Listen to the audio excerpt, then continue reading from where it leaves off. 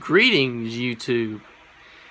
This is your boy Omega 500, and today, let me look at the video we're watching today.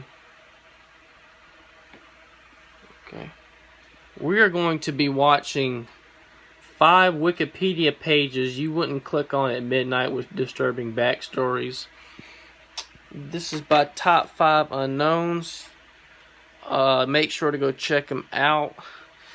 He makes really good content. Yeah, man. This should be interesting. Let's start the video now.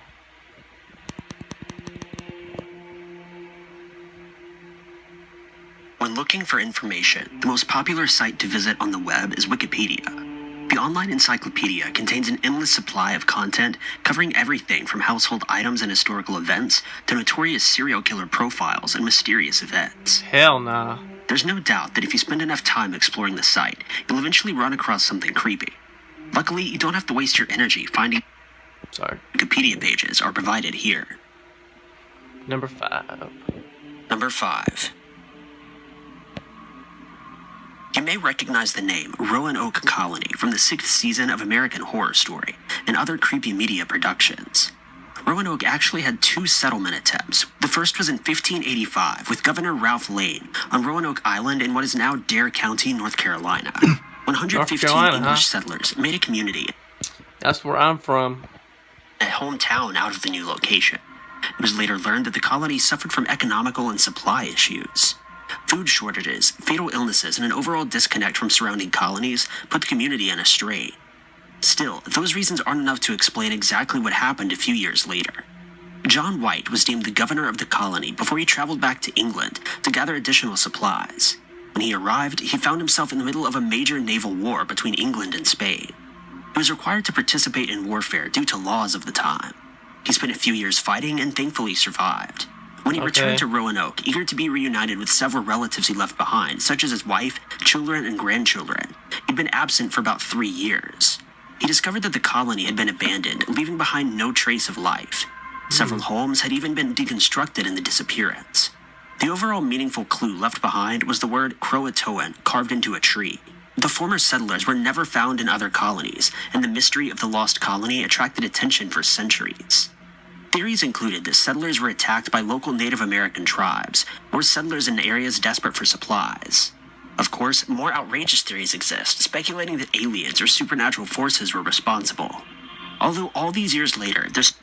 Hey, if something mysterious goes on in the world, like, if it's like an out of this world, then it has to be aliens, bruh. It has to be. There aren't many answers to help solve the mystery. An abundance of new information has been collected over the years. This Wikipedia page will educate you on every available detail concerning America's older history, but it may also be a bit unsettling considering the dark possibilities of the now famous settlement. That wasn't really that bad, Number 4. In 1959, 9 people mysteriously died in the northern Ural Mountains. Their remains were discovered, which provided more questions than answers for law enforcement. The event is commonly referred to as the Dyatlov Pass incident. A group of climbers settled into a campsite on the northern side of the area one night. At that point, the climbers had been traveling their way north from the bustling village nearby for several days and were not newcomers to the concept of trekking. In fact, they were all considered very talented athletes in the community. The group leader, Dyatlov, told the villager that he would send a telegram before the team traveled further. Although the message was set to come around February 12th, several days passed and there was no word.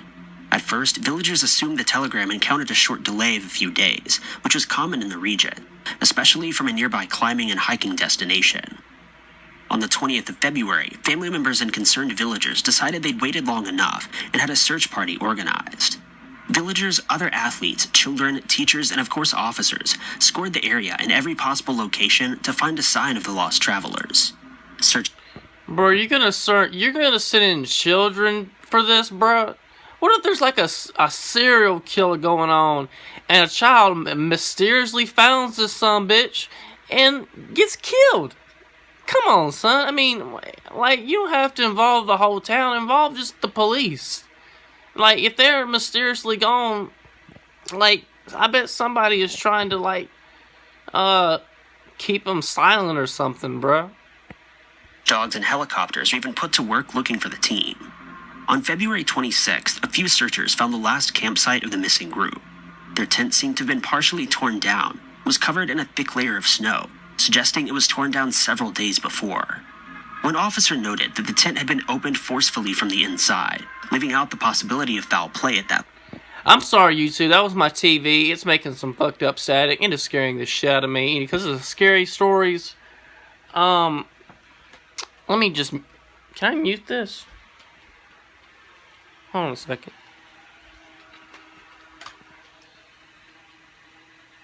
Okay. Void. Members also discovered that most of the team's belongings, including their shoes and clothes, had been left behind. A trail of footprints created in a path of the snow featured about 9 sets of prints from people either wearing only socks or traveling barefoot. This, of course, alarmed officers. A few miles away, the remnants of a fire were spotted in the distance. The remains of 2 climbers were found near the fire. Both men were only wearing underwear and were huddled under a tree that seemed to have been climbed shortly before. As many of the branches were broken off. 3 more climbers were found. So, you telling me that you just trying to fake your own death or something, and you leaving just your underwear on? Are you trying to be like Obi-Wan or Yoda, where they use the Force and it will like disappear, and all you see is their clothing, and then like you just leave your underwear on, and you're gonna get pneumonia and freeze to death and die? That's some fucked up shit, bro. God damn it. What the fuck's wrong with people? People are stupid nowadays, bro. God damn. Positions that suggested they were trying to return to camp, but they were also extremely underdressed for the harsh weather. The 4 final group members were found under many feet of snow. They seemed to all be dressed better than the others, which suggests that the clothes were taken off of the others as they passed, so the surviving travelers could have a better chance at survival. All of their causes of deaths were deemed natural and completely expected of victims in those conditions. The real mystery is what caused them to flee the camp in such a hurry that they didn't even bother to put on appropriate clothing. The Wikipedia page for this case offers more dark details, graphic descriptions, and theories on what played out. Some speculations are interestingly paranormal and unsettling. God damn. Number 3. You can obviously find Wikipedia pages for the most notorious killers and crimes in history that will provide you with an... Yeah, hell yeah. I mean, like, I remember this one dude that, I didn't find this on Wikipedia, but y'all remember this one dude named Dylan Roof? He was in South Carolina, and he shot up these black people in a church, and he killed 9 of them, and he killed the priests, he killed the people, and then he went on the run and came here, in fucking North Carolina. This motherfucker tried to hide here, and some dude spotted him, and then he got arrested, and people was like, "Why'd you do it, bitch? Why'd you do it?" And then later I saw a video when it called "The Youngest People Dying," like for death penalty, and it said he was in it. I'm not surprised. You trying to start a race war? That's what he said. He said, I just want to start a race war." Like, bro, you think you're gonna kill a few people just because you white and you're gonna kill a different race means you're gonna start a race war? No, bro. You make a hate crime, bro. It's just crime. Crime is crime. Just like that's like let me think of something. I can't really think of an example, to be honest. That's like if... I can't think of nothing. Entertaining read, as well as a surplus of information that you may not have known before. These cases are great, but perhaps there's something even more macabre and morbidly charming floating around the unknown. The Wikipedia page of Carltons Lair serves as a great example of an informative document covering a lesser-known crime that is almost as disgusting as it is creepy. Carltons Lair was a 53-year-old radiologic technologist working at a hospital in Key West, Florida in 1930 when he met a young patient and fell in love. The young girl's name was Maria, though she went by the nickname of Helen, and was a young Cuban-American brought to the hospital by her mother for an exam. Helen was married, but revered in town as a local dark-haired beauty that many men lusted for. Tansler was assigned to Helen for an exam and immediately fell in love with her. He claimed that he had visions of his future and the years of his youth, and Helen was apparently an identical match to the woman of Tansler's dreams. Hey, it's a love story, but something's going wrong because this is something scary. Like, it's like Romeo and Juliet when you think it's going to be romantic, and then they both died and they never got to live happily ever after. Shakespeare is very, very tragic, you know. Like Star Wars. Star Wars can be tragic. You know, I consider Anakin Skywalker as a tragic character because all he wanted was to protect his loved ones like Padme, and he fell to the dark side, and now he lost her, and he has no choice but to do his Palpatine's dark bidding, you know. He diagnosed her with tuberculosis, which depressed and frightened him. He was desperate to save the life of his newfound love and worked harder than expected to cure her fatal disease. He used a variety of medications, methods, and medical technology to try to fight the illness. He even transported expensive X-ray and MRI machines to Helen's home as he attempted to nurse her back to health. Tanzler didn't behave only as her doctor, however. He frequently showered her in gifts and tried to romance the young bedridden woman. Hey, that's not It's unknown bad. if Helen shared the same feelings for her caregiver, though. That's In very October romantic. 1931, Helen passed away while at her parents' home. Tanzler was devastated. He paid for her funeral under the condition that her parents allow him to build an above-ground mausoleum in the Key West Cemetery so that he could be closer to her. Tanzler visited Helen every single night for several years. Groundskeepers claimed that Tanzler was a regular visitor who never missed a day and would frequently be found sobbing at the grave in front of an array of gifts left for his poor lost lover. In April of 1933, Tanzler decided against visiting the cemetery every night. Instead, he snuck in, broke into the grave, removed Helen's body, and used a toy wagon to carry her to his home. Once he got her home, Tanzler took outrageous precautions to restore and preserve his lover's body. However, many of those details are too graphic to mention in this video. I bet. What the fuck is he doing? Is he having sex with a dead body? What the fuck? Bro. Oh my. Like, what? You know what? I'm gonna look this up now. I'm gonna have to look this up and see. You know, this seems very romantic. You know, because he did everything that he wanted to do for this girl. And, you know, I just want to see what happens, you know. The dark detail. I'm saying he probably had sex with the body because, you know, I don't know. That's all I can think of because I can't think of anything fucked up than that.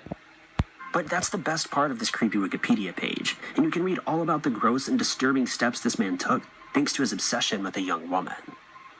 I'm gonna read that. I hope it's not long. Number 2. This case is quite sad, very disturbing, and in a way, the perfect example of how ignorant people can be when sent into a mass panic. The New England vampire panic began in the 19th century in Rhode Island, eastern Connecticut, Vermont, and other parts of New England. Basically, an outbreak of tuberculosis caused a frenzy in the region because people somehow were put under the impression that sick patients were sucking the life out of their surviving relatives. It's unclear exactly how this assumption was born, but it spread like wildfire, causing the general public and even some medical professionals to react in a completely illogical manner by exhuming the bodies of countless victims to ritualistically burn their organs and defeat the evil that apparently possessed them. There were numerous cases like this that unfolded over the span of the panic, but there's one case in particular that seems to stick out from the others. Mercy Brown passed away from tuberculosis in 1892 while at her Rhode Island home, and she was only 19 years old. Her family had experienced a few other cases of the disease, and when her parents fell ill, they turned to exhuming the bodies of previously passed relatives. A few members that had passed before Mercy were dug up under the supervision of a local doctor. Their bodies were found to have been at the appropriate stage of decomposition for their time. This ruled them out as the undead relatives that may have been sucking the life out of the living. Mercy Brown, however, was a different case. When her body was exhumed, she had hardly decomposed at all, since her passing and fresh blood was found to be still in her heart.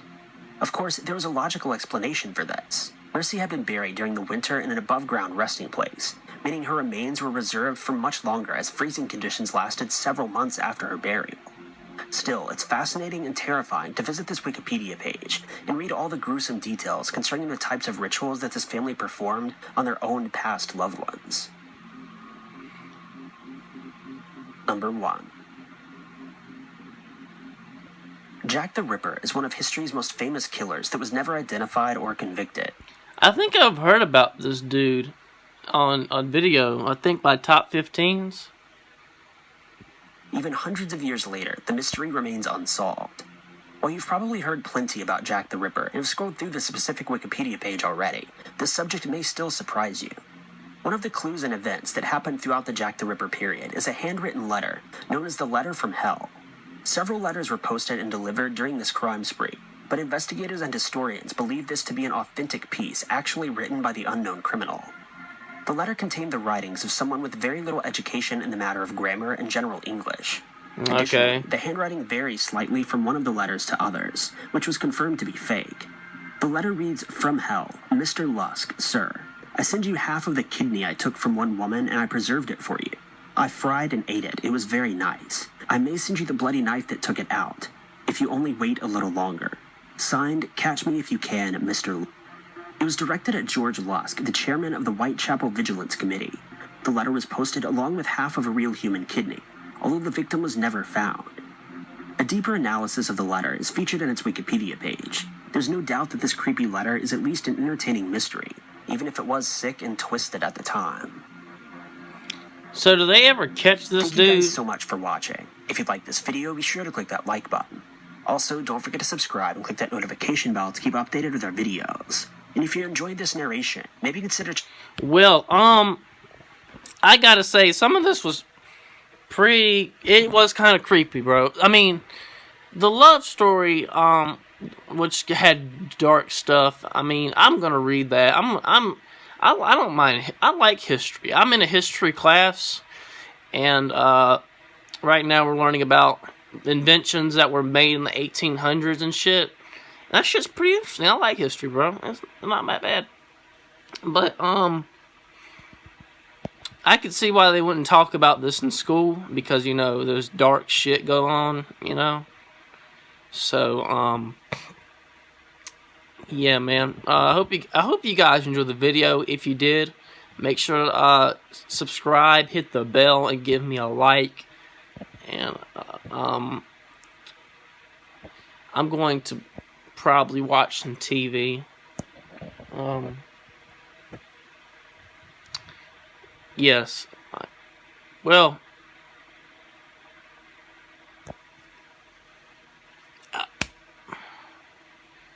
I don't know where I was going with this shit. Peace.